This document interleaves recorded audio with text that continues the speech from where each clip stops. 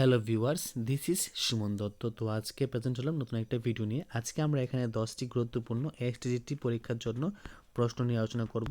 তো অবশ্যই সবাই ভিডিওটা প্রথম থেকে লাস্ট অবধি নিশ্চয়ই দেখবে, আর তোমাদের কাছ থেকে সময়টা খুব অল্প নিব, ঠিক আছে? তো প্রথম প্রশ্ন, অসহযোগ আন্দোলন।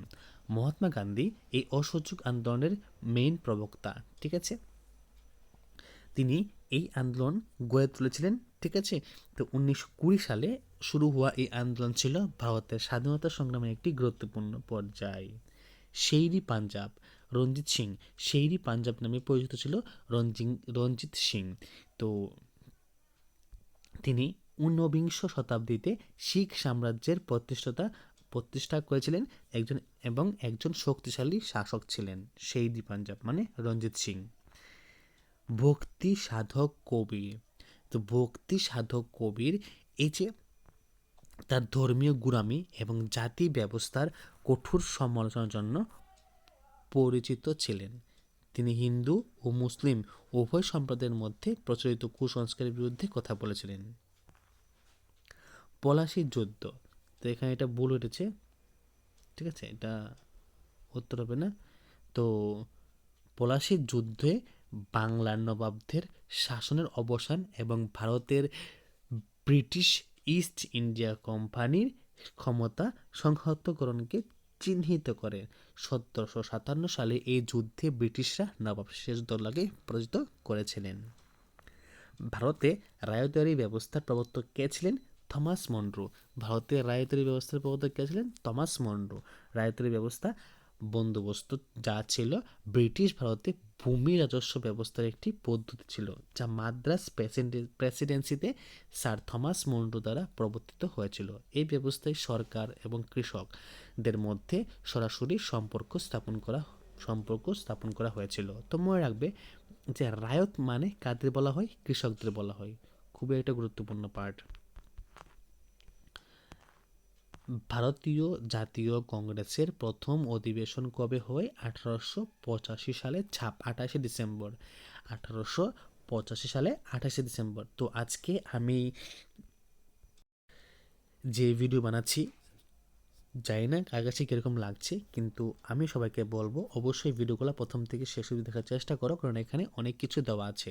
তো মানে আজকে 27 ডিসেম্বর, কালকে কিন্তু 28 ডিসেম্বর। তো এমন দিনে মানে আগামীকালের দিনের মতন 1885 সালে, ঠিক আছে, ভারতে জাতীয় কংগ্রেসের প্রথম অধিবেশন বোম্বেতে অনুষ্ঠিত হয়েছিল। উমেশচন্দ্র বন্দ্যোপাধ্যায় এই অধিবেশনে সভাপতিত্ব করেছিলেন। দিল্লি সুলতানদের শেষ প্রধান শাসক কে ছিলেন?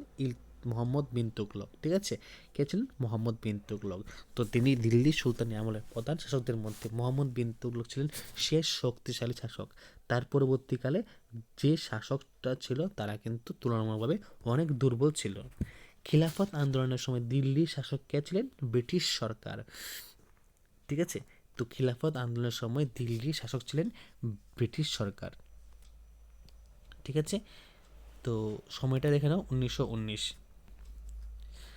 সম্রাট কুতুব মিনার মানে কোন সম্রাট কুতুব মিনার নির্মাণ করেছিলেন? কুতুবউদ্দিন আইবক, ঠিক আছে? কুতুবউদ্দিন আইবক এটা শুরু করেছিলেন, কিন্তু একটা দুঃখের বিষয় হলো তিনি এটা শেষ করতে পারেননি, ঠিক আছে? তার যা উত্তর শুরু ছিল তিনি এটা শেষ করেছেন, এবং কে শেষ করেছেন এটা অবশ্যই আমাকে কমেন্ট বক্সে কমেন্ট করে জানাবে। কোন সমাজ সংস্কারক বিধবা বিবাহের পূর্ণ বিবাহের পক্ষপাতী ছিলেন? ঈশ্বরচন্দ্র বিদ্যাসাগর, ঠিক আছে? এবং তার প্রচেষ্টায় 1856 সালে বিধবা বিবাহ মানে আইনটা পাশ হয়েছিল। জৈন ধর্মের মূলনীতি কি? অহিংসা। জৈন ধর্মের মূলনীতি কি ছিল? অহিংসা। কোন মুঘল সম্রাট তাজমহল নির্মাণে প্রয়োগ করেছিলেন? মানে সেটা এই যে তাজমহল নির্মাণ করেছিলেন, এটা কিন্তু মুঘল সম্রাট, এই যে শাহজাহান কিন্তু কে ছিলেন? একজন মুঘল সম্রাট ছিলেন, এটা আমাদের মনে রাখতে হবে, ঠিক আছে? ভারতে মুঘল সাম্রাজ্যের স্থাপত্য ভিত্তি কে স্থাপন করেছিলেন? এটা করেছিলেন বাবর। তারপর বাংলায় দেওয়ানি অধিকার ব্রিটিশদের কে প্রদান করেন? শাহ আলম। কে? দ্বিতীয় শাহ আলম বাংলায় দেওয়ানি অধিকার দেন ব্রিটিশদের 1765 1765 সালে বক্সারের যুদ্ধের পর মুঘল সম্রাট দ্বিতীয় Shah Alam British east India কোম্পানিকে বাংলার দেওয়ানি অধিকার প্রদান করেন। দেওয়ানি মানে রাজস্ব সংগ্রহের অধিকার। কুইট ইন্ডিয়া আন্দোলনের মূল লক্ষ্য কী ছিল? ব্রিটিশ শাসন থেকে সম্পূর্ণ স্বাধীনতা। কুইট ইন্ডিয়া আন্দোলনের মূল লক্ষ্য ছিল ব্রিটিশ শাসন থেকে সম্পূর্ণ স্বাধীনতা।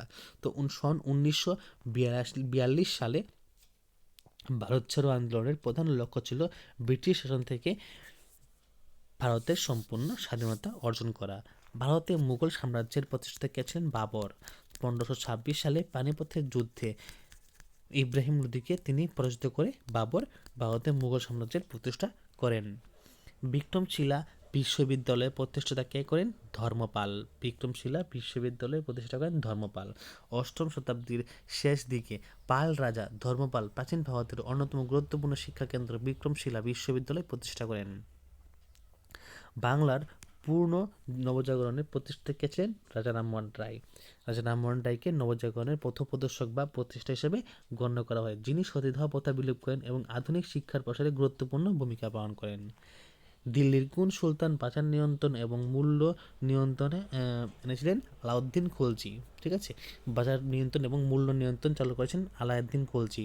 আলাউদ্দিন খলজি সামরিক এবং অর্থনৈতিক স্থিতিশীলতার জন্য কঠোর বাজার নিয়ন্ত্রণ নীতি এবং মূল্য নিয়ন্ত্রণ ব্যবস্থা চালু করেছিলেন। কোন গ্রহকে নীল গ্রহ বলা হয়? পৃথিবীকে নীল গ্রহ বলা হয়। ঠিক আছে, তো দেখা হচ্ছে একটা গুরুত্বপূর্ণ ভিডিওতে। এবং আজকের ভিডিও যদি তোমাদের কাছে, আবারও বলছি, যদি ভালো লাগে থাকে অবশ্যই ভিডিও শেয়ার করবে এবং যদি চ্যানেল নতুন হয়ে থাকো তাহলে চ্যানেলটা সাবস্ক্রাইব করবে এবং নোটিফিকেশন অল প্রেস করে রাখবে, তাহলে যখন আমি নতুন কোনো ভিডিও আপলোড করবো অবশ্যই তোমরা খুব ইজিলিভাবে পেয়ে যাবে। তো ধন্যবাদ সবাইকে।